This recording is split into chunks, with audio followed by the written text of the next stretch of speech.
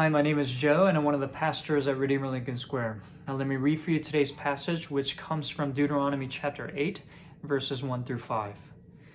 Be careful to follow every command I am giving you today, so that you may live and increase and may enter and possess the land the Lord promised on oath to your ancestors.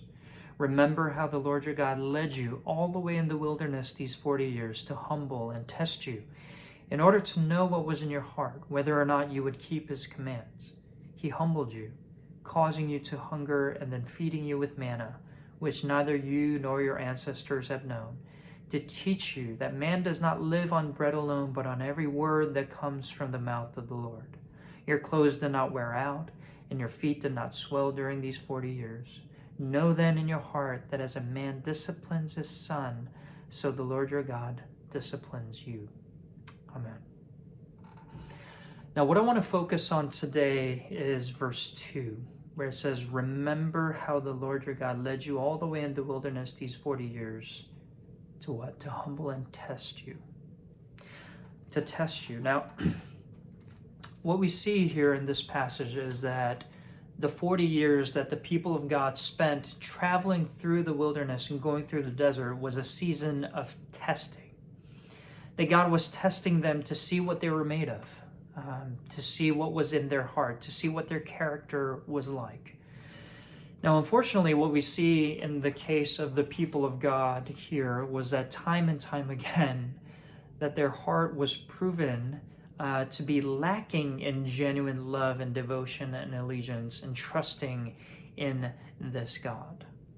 And that's a lesson for us too, because in a lot of ways, we're in our season of desert as well. We're in a season of suffering and testing ourselves.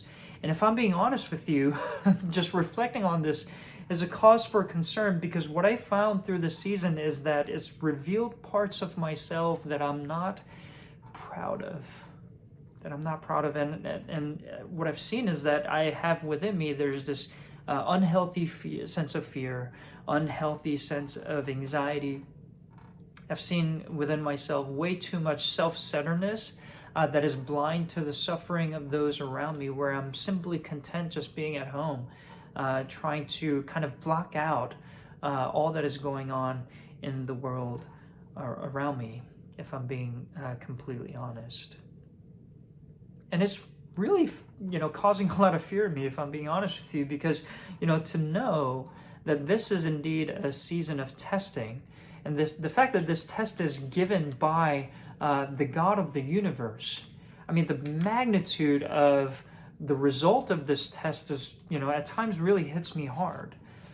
And this is what's happening to the Israelites here. They've been proven time and time again that their love for this God was not genuine. And so what are we to make of all of this? What are we to make of this season of testing and what it's revealing in us? Well, I think this is where we need to pause and really ponder upon the beauty of the gospel that we are shown right here in this passage. Because if you move down to verse 5, it says this: know then in your heart, right? Know then in your whole being, it's saying, that as a man disciplines his son, so the Lord your God disciplines you. As a father disciplines his son, we're told, the Lord your God disciplines you. Right? We get this in the verses that come before, right? Because just in verse 4, it says, your clothes did not wear out and your feet did not swell during these 40 years. Here's what he's saying. God put you through this time of testing, but it was the same God that preserved you all of these years, even though God's people failed time and time again these tests that God was giving to them. In effect, here's what this passage is telling us. Yes, it is indeed the God of the universe who's putting you through this season of testing. But he's not giving you these tests. He's not disciplining you as a strict, belligerent professor who is looking to fail you with his difficult exams.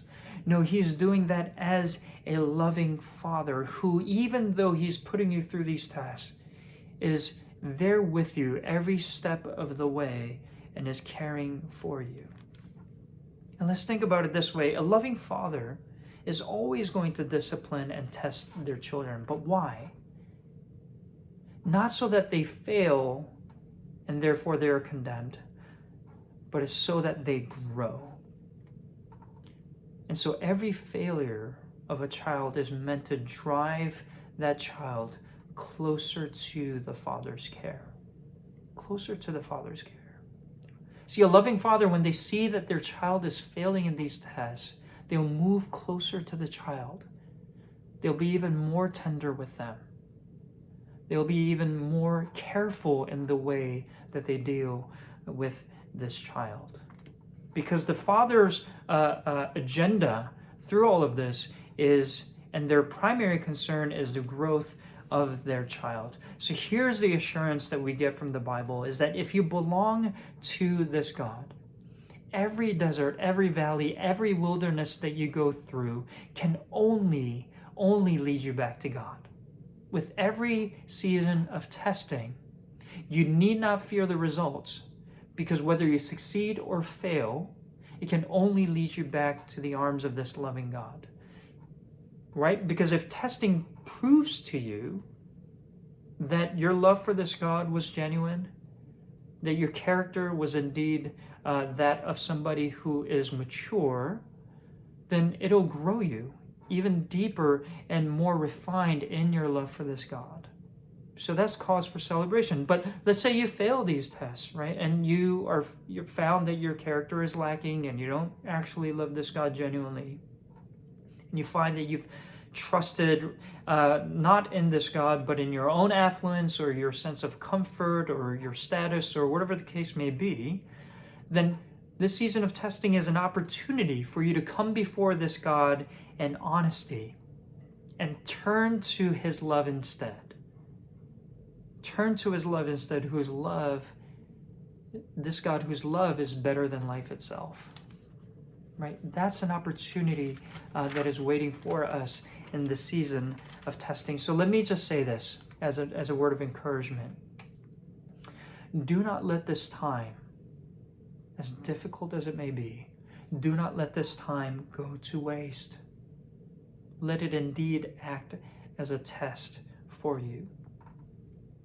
And whether you've succeeded or failed or whatever you found within yourself, let it drive you into the arms of a God who sent his own Son, Jesus Christ, right, to be consumed by the agony of this desert of hell, so that in our own deserts, we know that we can always find our shelter in the shadow of his love. That's what it's meant to do to us. Every single season of testing and suffering is meant to drive us into his arms. And we can be assured of the fact that this is a loving God who acts as a father, who walks closely to us and will never let us leave his side. And we can trust in that, because that's what the gospel tells us, that we need not fear any test that comes our way, because at the other end of the line, we always find that there is a loving Father that is waiting for us, waiting to catch us, waiting to care for us in our time of need. So let's put our trust in him together.